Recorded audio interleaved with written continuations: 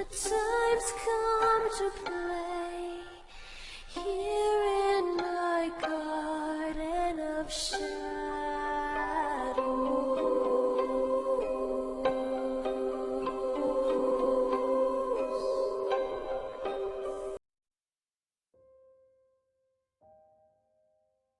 Hello, I'm Runia, aka Media Adaptation. Welcome back to Moderation while Media is Fair Game.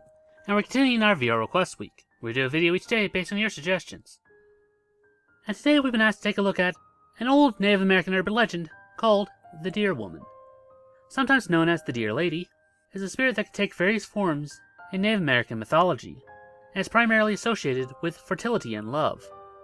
She could appear as either a beautiful woman or a deer. Primarily shown to be a benign spirit, she is also shown to lure promiscuous men to their deaths. While always shown as kindly to tribesmen, everyone else not so much. Traditionally, she can be banished through the use of chants and tobacco. Others claim that the spell can be broken if you looked at her clothed feet. Other stories in tradition describe the sightings of the Deer Woman as signs of personal transformation or as a warning. The Deer Woman is also said to be fond of dancing, and will sometimes join communal dance circles unannounced, leaving as soon as the drum beats cease. The Deer Woman shows characteristics and traits of both the Siren and the Succubus, and after luring their target by either sight or sound, they use their increased strength to trample them to death. And while there have been a handful of books made about them, their main source of adaptation has been in the movie Deer Woman from 2005, which was a part of Showtime's Master of Horrors collection.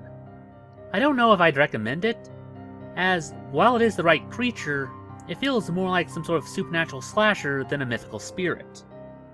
She does keep all her powers, but the legends say that she always targets people who stray too far from the group, so seeing her show up at a bar within a city just feels off. And it'd probably feel better if this was an episode of Supernatural, but not just a generic horror movie. A far better film about them would be in 2018's Headcount. And while not 100% based on them, it is inspired by her as well as a handful of similar Native American spirits. Here we have in this version, they masquerade as one of your friends, always shifting bodies, and the only way to know that they're there is to count everyone in the room, and the number will be more than what it started with.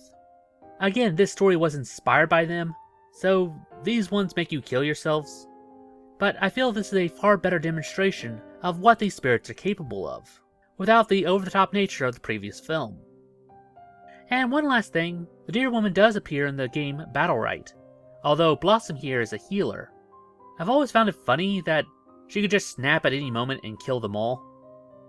But that's all we have on this relatively obscure Native American urban legend.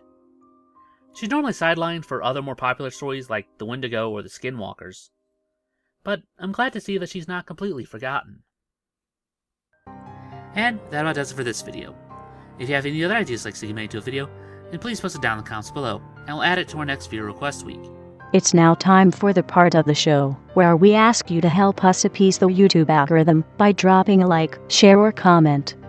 It helps out much more than you'd think. And if you haven't subscribed yet, then it's very much appreciated. And if you'd like to support this channel, then please visit our Patreon. Link will be down in the description below. Even if you can't give a lot, every little bit helps. Oh, we also started up a Let's Play channel. So if you want to see us try out some horror games, then feel free to stop on by. Link will be in the card as well as in the description. And I guess I'll see you in the next one. Anyway, I'm Runia. And I'm Ada. Reminding you to take life in moderation. Weep not, poor children, for life is